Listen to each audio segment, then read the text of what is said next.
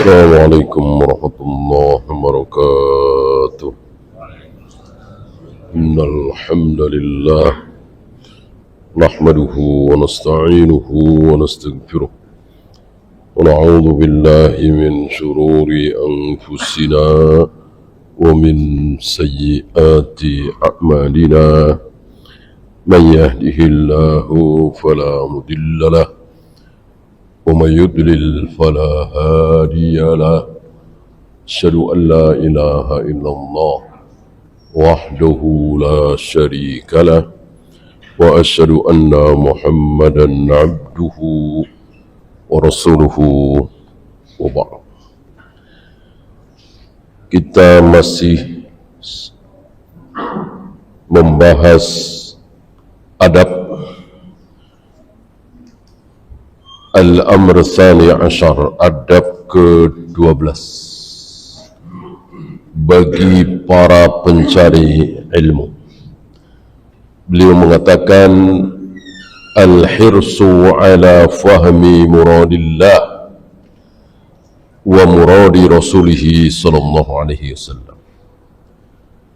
Yang harus ada pada diri pencari ilmu adalah bersemangat untuk memahami sebetulnya maksud Allah itu apa, maksud Rasulullah itu dengan hadis ini apa, maksud Allah dengan ayat ini apa. Ini ilmu yang sangat tinggi, karena dengan ilmu ini bisa tahu kehendak Allah itu apa. Berapa banyak dari kita yang tidak tahu kehendak Allah dari ayat itu. Kalau memang Rasul nggak ngasih tahu, iya tentunya.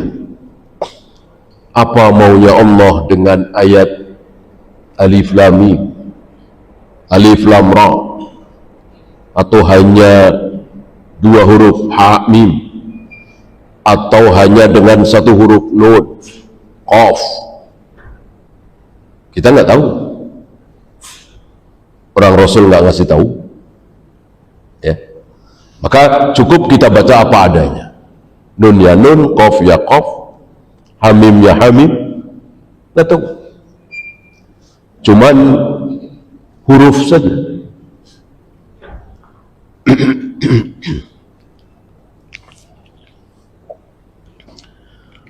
Adapun ayat-ayat selain itu, Allah punya maksud. Jangan sampai kita tidak tahu apa maksud Allah dari ayat itu, dan lebih musibah lagi, kita salah paham. Ambil contoh yang sering salah paham, la yukallifullahu nafsan illa wus'aha. Allah tidak membebani seseorang dengan beban di luar kesanggupannya. Banyak saudara-saudara kita, terutama para motivator, mengatakan Allah tidak akan menguji kita dengan ujian yang kita tidak sanggup memikulnya. Misalnya kita diuji dengan kekayaan. Kalau Allah tahu, misalnya saya ya, Allah tahu saya diuji dengan kekayaan, saya nggak kuat. Dengan kaya saya lupa sholat, jarang ke masjid, jadi bakhil, ya. Maka Allah nggak akan menguji saya dengan kekayaan. Kalau Allah tahu saya diuji dengan jabatan, jadi wali kota misalnya, saya nggak kuat, saya nggak mampu, maka Allah tidak akan menguji saya dengan wali kota. Dengan menjadi wali kota, akhirnya jauh dari majelis ilmu, jauh dari sholat berjamaah, maka Allah tidak akan menguji saya berupa jabatan wali kota. Kalau saya diuji dengan wanita nggak sanggup, nanti saya akan berzina, berbuat maksiat, maka Allah nggak akan uji saya dengan wanita. Betul? Betul? Salah besar. Salah besar. Nah kalau begitu nggak ada orang yang berbuat dosa dong. Ya minimal kaum muslimin nggak ada yang berbuat dosa. Ya, oh ini nggak kuat nih, saya nggak akan uji. Ini nggak sanggup nih, nggak akan uji. Berapa ribu kali, berapa juta kali Allah menguji kita dengan ujian yang kita nggak sanggup memikulnya.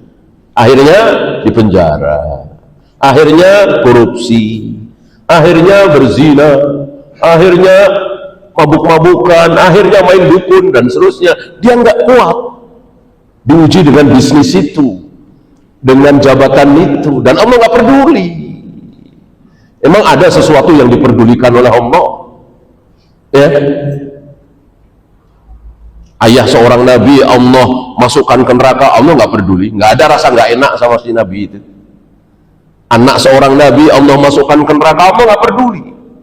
Nggak ada yang besar di mata Allah, semuanya kecil semua. Seluruh para nabi, para rasul, termasuk Nabi Muhammad SAW, di mata Allah kecil, nggak ada yang besar.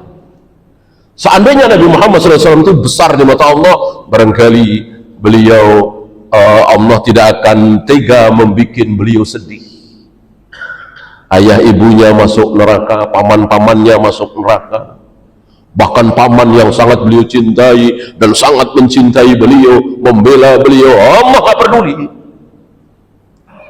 Apalagi kita, ya. Di sini banyak yang salah paham dengan kalimat la yukallifullahu nafsan illa wus'aha. Diterjemahkan, difahami bahwa Allah tidak akan menguji kehidupan kita dengan ujian yang kita tidak sanggup memikulnya. Banyak yang mengatakan seperti itu salah paham, itu keliru. Dengan kekeliruan itu, dengan kesalahpahaman itu, merasa pede. Saya baru saja dilantik jadi gubernur, berarti Allah tahu saya pasti kuat. Sebab kalau saya nggak kuat, nggak mungkin Allah akan uji saya dengan gubernur. Saya diuji dengan sakit yang luar biasa seperti ini, Allah pasti tahu saya kuat. Sebab kalau saya nggak kuat, nggak mungkin saya diuji dengan sakit kanker seperti ini. Kata siapa? Berapa banyak orang diuji dengan sakit kanker, akhirnya nggak kuat, akhirnya ke dukun, akhirnya berobat dengan cara yang haram, minum darah misalnya, berarti kan dia nggak kuat. Ya? Disinilah kita tidak boleh merasa aman. Nabi saja tidak merasa aman, maka beliau berdoa memohon kepada Allah, Rabbana wala tuhammilna ma la taqata lana bi. Ya Rabb, ya Allah, jangan uji kami dengan ujian yang kami tidak sanggup memikulnya. Kenapa beliau berdoa seperti ini? Karena Allah sering menguji seorang hamba dengan ujian yang si hamba ini tidak sanggup memikulnya. Maka Nabi berdoa seperti itu, jangan uji kami dengan ujian yang kami tidak sanggup memikulnya. Seandainya betul Allah tidak mungkin menguji seseorang dengan ujian yang tidak sanggup dipikul orang itu, ya percuma dong doa ini. Masa Allah dan Rasulnya mengajarkan doa percuma?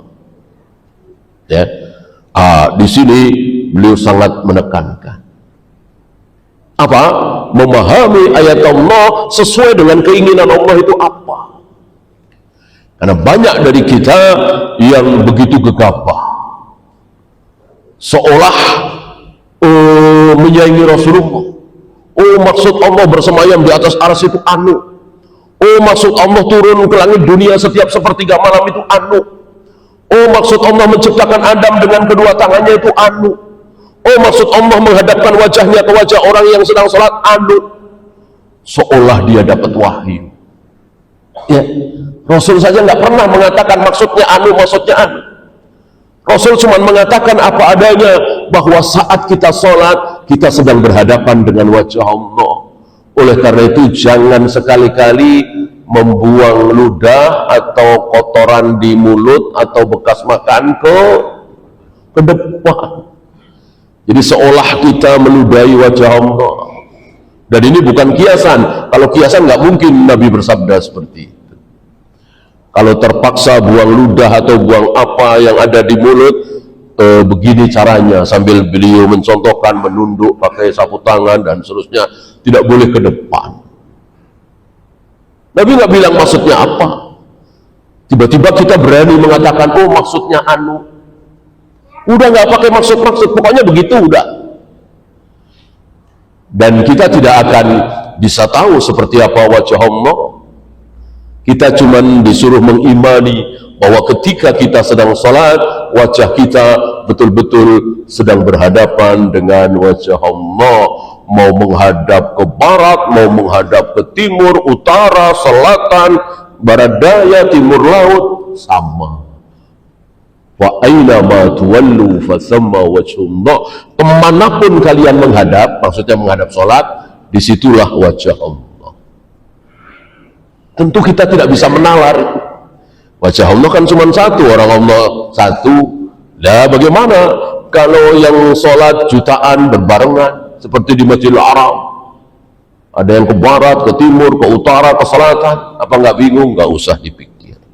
Kita cuman disuruh mengimani bahwa Allah betul-betul menghadapkan wajahnya ke wajah kita yang sedang sholat. Titik. Nggak ada pembahasan. Nah, disinilah capeknya Jahmiyah, Asy'ariyah, Maturidiyah, Rafidah, karena dibahas. Beda dengan ahlu sunnah. Ahlu sunnah belajar akidah tauhid itu nikmat mudah, karena nggak dibahas. Menghadap titik, turun titik. Allah kok dibahas? Nggak bakalan kebahas. Tidak ada akal yang bisa menjangkau Allah. Oleh karena itu, apa kata Allah tentang dirinya? Kita ikuti apa adanya, kita jiplak. Apa kata Rasulullah tentang diri Allah? Kita ikuti, kita jiplak. Nggak usah maksudnya, nggak bakalan tahu apa maksud. Maka pembahasan akidah tauhid ahlu sunnah ringkas, sederhana, pendek, mudah. Lihat kitab-kitab tauhid, kitab-kitab akidah ahlu sunnah tipis-tipis. Kasfus Subhat tipis, Syarhus Sunnah, Usulus Sunnah tipis. Beda dengan kitab-kitab akidah firqah-firqah dolal itu, aliran-aliran sesat itu tebal-tebal.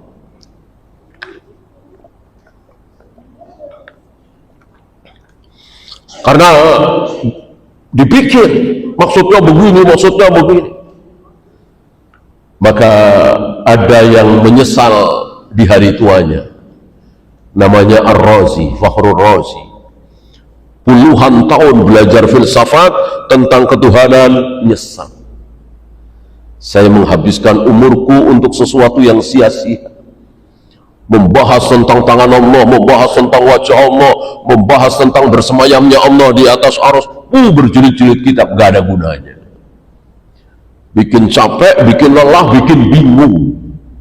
Beda dengan Rasul dan para sahabat ahlu sunnah.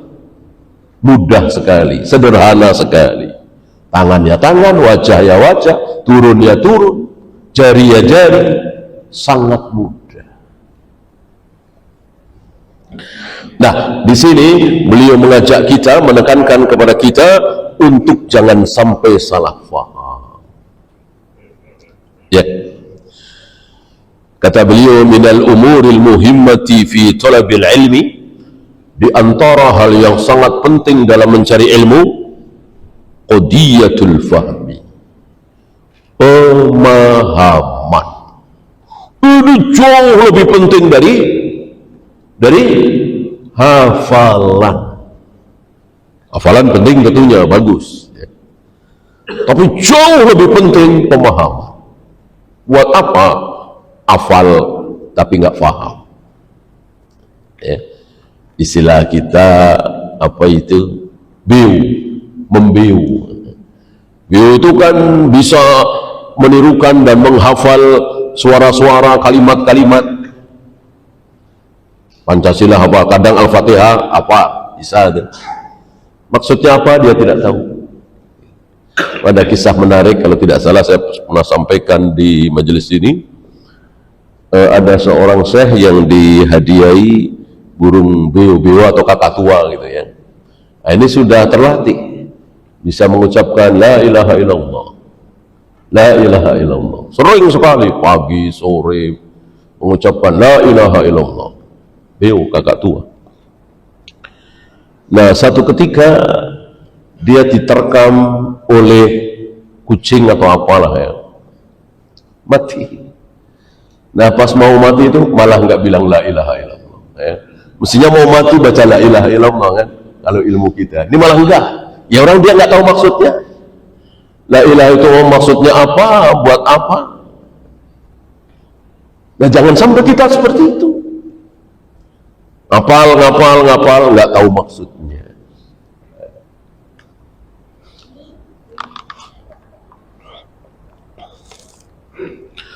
Maka sesuatu yang sangat penting bagi seorang pencari ilmu adalah pemahaman.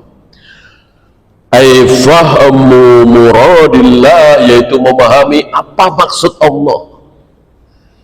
Dari ayat ini Allah maksudnya apa sih? Jangan sampai kita ngarang sendiri. Kan banyak dari kita yang begitu.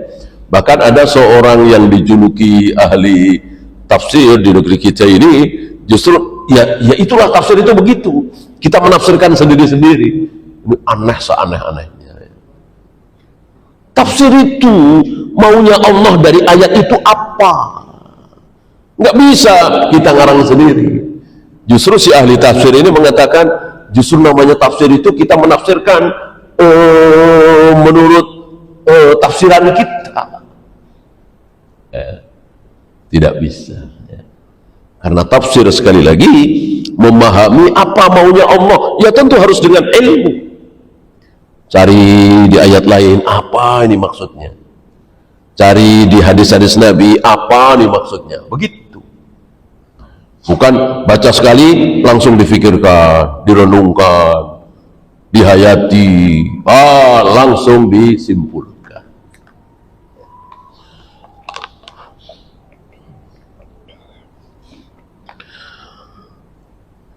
Maka kalau antum tahu bagaimana para ahli tafsir itu tidak gegabah menafsirkan Al-Quran, langkah yang mereka tempuh menafsirkan Al-Quran itu harus dengan Al-Quran juga. Jadi di ayat ini kurang jelas nih, cari di ayat lain. Di ayat ini masih ada beberapa kemungkinan nih, cari di ayat lain ya. Ambil contoh misalnya di akhir-akhir Al-Hijr ya, wa'bud rabbaka hatta ya'tiyakal yakin, sembahlah Allah, beribadahlah, sholatlah sampai kamu yakin. Ini kan mengandung tafsir bahwa seolah kalau kita sudah yakin nggak nyembah Allah nggak apa-apa. Ada memang yang menafsirkan seperti itu. Jadi kita sholat, kita menyembah Allah itu ada batas waktu. Sampai kapan? Sampai yakin. Jadi kalau sudah betul-betul yakin, ma'rifat istilah mereka, nggak nyembah Allah nggak apa-apa. Ada penafsiran seperti itu. Gara-gara apa? Gara-gara dia nggak mau baca ayat yang lain. Ya. Coba kalau baca ayat lain, Al-Mudaththir misalnya ya, ma salakakum fi saqar. Jadi ketika orang-orang ahli maksiat, orang kafir masuk neraka Saqar, ditanya oleh para malaikat, ma salakakum fi saqar, apa yang menyebabkan kalian masuk neraka Saqar ini? Dijawab, karena dulu kami tidak sholat, dulu kami kafir, dulu kami begini, hatta atanal yakin, sampai kami kedatangan yakin. Maksudnya sampai kami mati. Berarti yakin yang dimaksud di ayat itu mati. Jadi sembahlah Allah sampai kamu yakin, sembahlah Allah sampai kamu mati. Kira-kira begitu. Jangan baca satu ayat langsung disimpulkan. Oleh karena itu, karena kita nggak hafal Al-Quran, nggak hafal ribuan hadis, kita serahkan kepada para ulama. Apa tafsiran ulama tentang ayat ini? Apa tafsiran ulama tentang ayat ini? Begitu. Jangan main tafsir sendiri. Ya. Wa muradi Rasulihi sallallahu alaihi wasallam, dan maunya Rasulullah dengan hadis itu apa sih? Gitu. Jangan maunya kita. Ya. Orang sahabat aja salah. Masih ingat Adi bin Hatim? Abi Hatim tidak tahu maunya Allah dengan ayat kulu wasrobu hatta yatabayyana lakum, makanlah, minumlah, maksudnya makan sahur, minum sahur, sampai jelas mana benang putih dan mana benang hitam.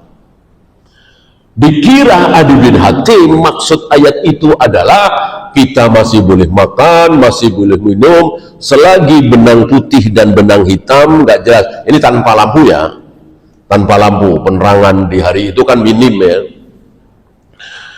Penerangan yang ada kan pasti api, kan belum ditemukan bola lampu ya. Nah, menurut Adi bin Hatim, kita boleh makan, minum, sahur sampai jelas mana benang putih, mana benang hitam. Ya coba aja untuk praktekan ya, tanpa lampu, benang putih, benang hitam saat kita sahur ya, bisa dibedakan nggak? Bahkan sampai azan, sampai komat, atau sekarang lah, tanpa lampu ya, kelihatan nggak benang hitam, benang putih?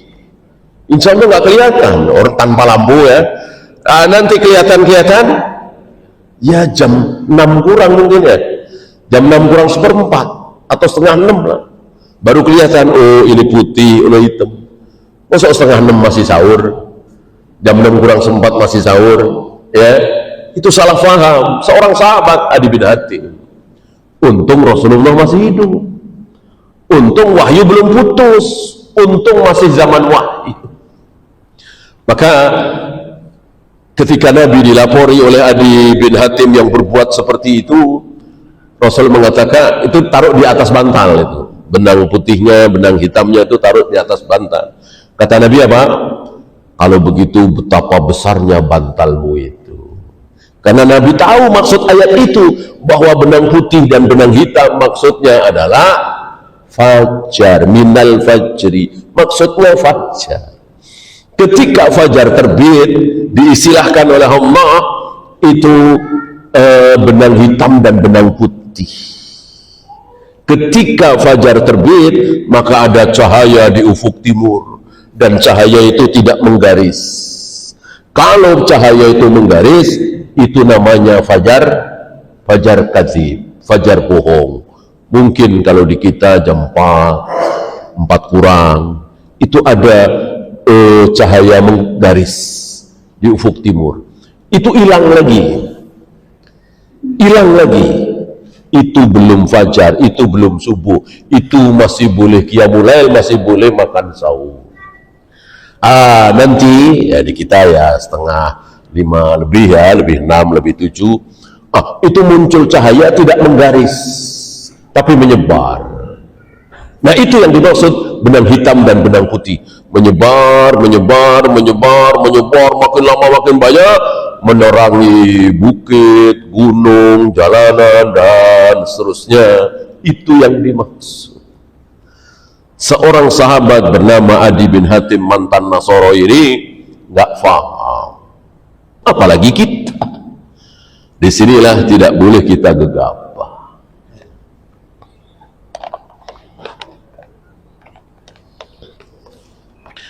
Lianna katsiran minan nasi utu ilman, karena berapa banyak orang diberi ilmu, maksudnya hafalan, walakin lam yu'tu fahman, tapi tidak diberi pemahaman. Hafalannya luar biasa, mutkin, tapi maksud ayat itu apa? Nggak faham. Jadi seperti diistilahkan seperti kamasalil himar yahmilu asfara, seperti himar keledai menggendong kitab-kitab ya, nggak faham.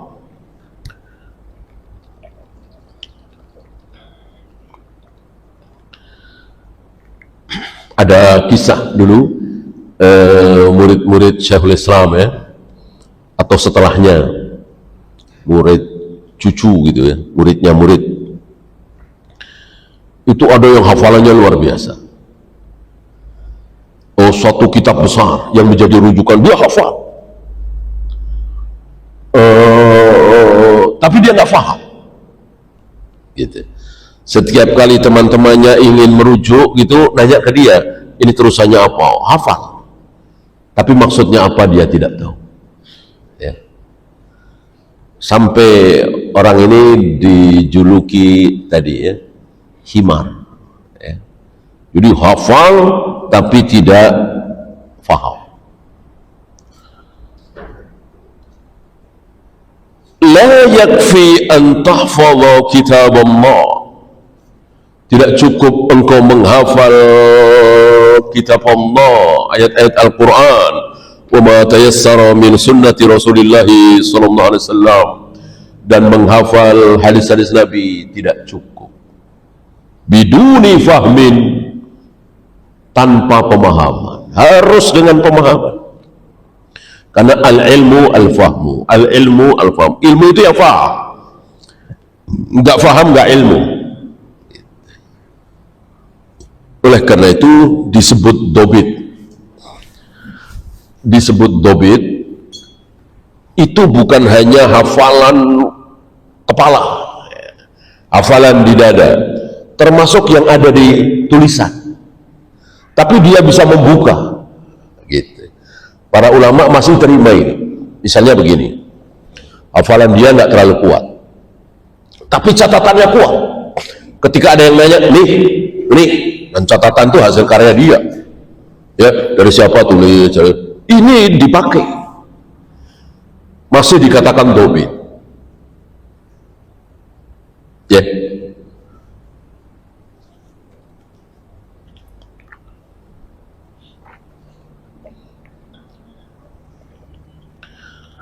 La budda an tafhama 'anillahi wa rasulih. Tidak boleh tidak, engkau harus faham apa maunya Allah dan apa maunya Rasulullah. Dan sekali lagi, ini ilmu tertinggi. Ilmu tafsir itu ilmu tertinggi. Ya gimana gak tertinggi? Ilmu yang dengan ilmu itu kita tahu maunya Allah apa. Tanpa ilmu tafsir kita nggak tahu ghairil maghdubi alaihim itu siapa, al-maghdubi alaihim itu siapa. Nggak bakalan tahu ya kalau tanpa ilmu tafsir. Setelah dengan ilmu tafsir kita belajar terus, ternyata yang sekarang lagi membantai kaum muslimin di Gaza itu al-maghdubi alaihim. Setelah dengan ilmu tafsir kita tahu siapa ad-dhalin. Para pendeta, para pastor itu ternyata ad-dhalin. Dengan apa kita tahu ini? Dengan ilmu tafsir. Ya, bukan karangan. Ngarang gimana bisa benar kalau ngarang?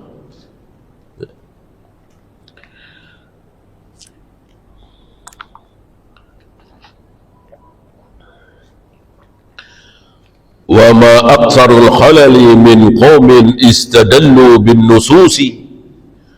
Berapa banyak orang yang beristidlal, berdalil dengan nas-nas Al-Quran, hadis, ala ghairi muradillah, bukan berdasar maunya Allah. Seperti tadi, seperti orang yang berdalil bahwa kita harus turun ke jalan, kita harus demo, kita harus protes kebijakan pemerintah ini yang tidak pro rakyat. Kita harus berusaha dengan dalil innallaha la yughayyiru ma biqaumin hatta yughayyiru ma bi anfusihim. Allah tidak akan merubah nasib satu kaum kecuali kaum itu merubah diri mereka sendiri. Kita nggak boleh diam saja, kita harus keluar, kita harus demo, kita harus lawan kebijakan yang tidak baik ini. Justru ayat itu menampar mereka sendiri. Karena ayat itu, Allah maunya dengan ayat itu rakyat berubah, bukan pemimpin yang dirubah. Allah tidak akan merubah nasib satu kaum kecuali kaum itu, bukan pemimpinnya, kaum itu yang merubah diri mereka. Jadi yang harus dirubah itu rakyat. Rakyat yang males-malesan, rakyat yang korup dirubah. Rakyat yang pembohong, jualan 1 kilo padahal cuma 9 on, 8 on, rubah. Rakyat yang jauh dari ketaatan, jarang ke masjid, rubah. Jadi yang dituntut oleh ayat itu bukan pemimpin, tapi rakyat. Rakyat disuruh berubah. Sebab kalau pemimpin yang dirubah tapi rakyatnya masih seperti itu, percuma. Diganti lagi seperti di negeri kita kan. Berharap dengan pergantian itu muncul kebaikan, tapi sama aja orang rakyatnya nggak berubah. Dan antum tahu, insya Allah sudah belajar salaf ya, bahwa rakyat itu, bahwa pemimpin itu, presiden itu, raja itu cerminan rakyat. Kenapa kita diberi pemimpin yang korup? Karena mayoritas kita sebagai rakyat korup. Ya tadi, jualan 1 kilo padahal 9 on, apa nggak korup itu? Ya, yang dituntut gubernur, wali kota, camat, menteri, sementara dirinya nggak dituntut. Udah biasa aja. Jualan 1 kilo padahal cuma 9 on, 8 on. Ngakalin timbangan. Itu di mana-mana. Belum yang main sihir, main jima, penglarisan.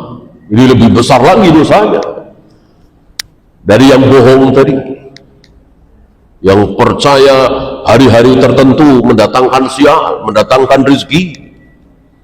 Ini yang harus diubah. Bukan pemimpinnya ganti.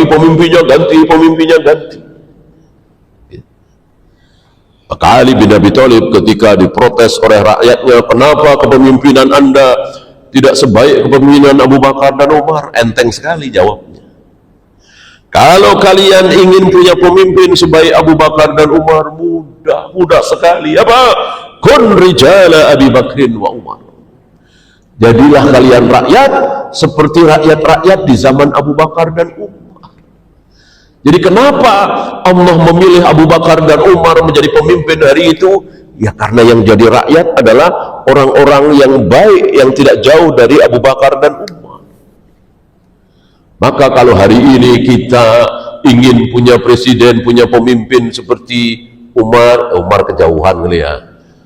Umar bin Abdul Aziz lah, kejauhan juga. Harun ar-Rasyid mungkin ya, atau Muhammad Al-Fatih lah. Berarti kita sedang mimpi, sedang berhayal. Orang kita kayak gini kok, yang culas, yang bohong, yang main dukun, tiba-tiba ingin punya pemimpin seperti Muhammad Al-Fatih, seperti Harun ar-Rasyid, seperti Umar bin Abdul Aziz, apalagi Abu Bakar dan Umar, mimpi.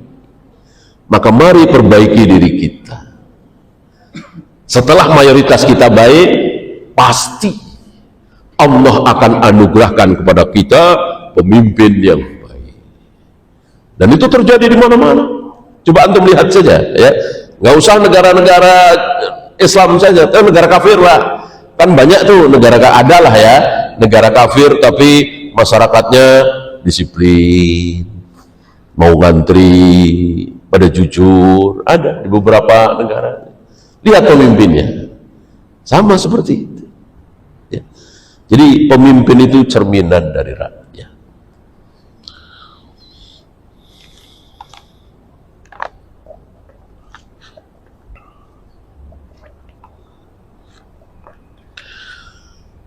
Annal khata'a fil fahmi, kesalahan dalam pemahaman, qad yakunu ashadda khataran minal khata'i bil jahli.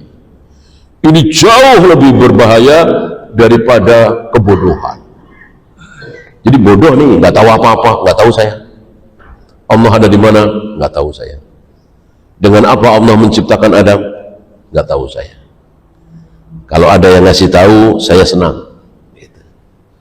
Ini lebih baik daripada orang yang lantang mengatakan karena dia sudah belajar subhat,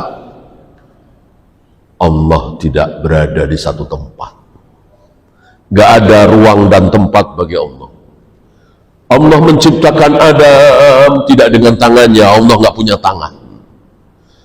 Allah tidak pernah turun ke langit dunia setiap sepertiga malam. Itu cuma kiasan, yang turun rahmatnya.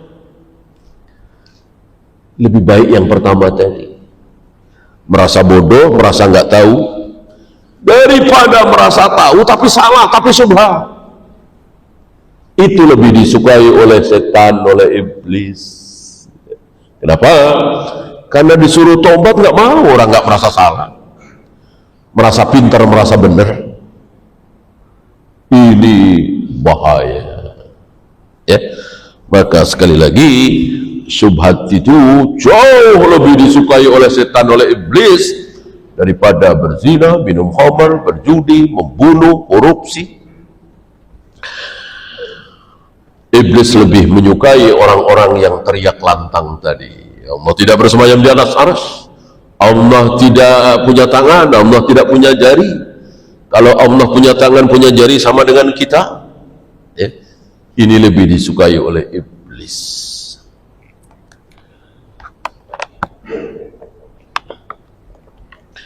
Li'annal jahila alladhi yukhti'u, karena orang yang bodoh lalu dia salah, bijahlihi, dengan kebodohannya, ya'rifu annahu jahilun, dia sadar bahwa dia bodoh, maka wa yata'allam, dia mau belajar, mau dengerin. Orang merasa bodoh, ya, maka menuntun orang yang mu'allaf, baru saja masuk Islam, diajak ke sunnah,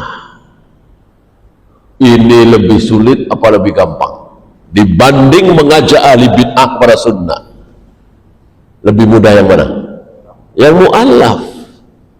Mu'allaf baru saja masuk Islam, nggak tahu Islam yang benar seperti apa, ya. Kita ajarkan salat langsung, ya, Allahu Akbar, takbir, nggak boleh, emang nggak pakai usolli, ya, ya nggak tahu mu'alaf. Coba kalau yang bid'ah, lo kok nggak pakai usolli, ya. Dari TK, SD, SMP saya diajarin pakai usolli, guru-guru agama semua pakai usolli. Ini bapak nggak ngajarin saya usolli, jadi rame, ya. Kalau mu'alaf kan nggak tahu, gitu. Maka kalau antum kenal mu'alaf, ya, baru masuk Islam, deketin, kasihan. Jangan keduluan sama firqah dhalah, nanti diajarin bid'ah, yang selawat nariyah apa, ya dia ngikut saja, ya. Ketika antum katakan nggak ada selawat kecuali selawat Ibrahim, ya udah dia ngikut. Orang mu'alaf nggak tahu apa-apa, ya, maka deketi, ya. Ini sangat disayangkan, ikhwan-ikhwan kita ini kurang dekat, ya, dengan para mu'allaf itu. Mestinya kita deketi, jangan sampai para mu'allaf ini akhirnya menjadi korban bid'ah, syubhat, ya. Lakinnalladzi fahima khata'an, akan tetapi orang yang faham tapi dia salah, ya'taqidu fi nafsihi annahu alimun, dia yakin, merasa benar, merasa tahu, musibun, merasa benar. Wa ya'taqidu anna hadza huwa muradullah, dia yakin maunya Allah begini nih, ini maunya Allah, padahal tidak. Wa muradu rasulihi, ini maunya Rasul seperti ini, padahal tidak.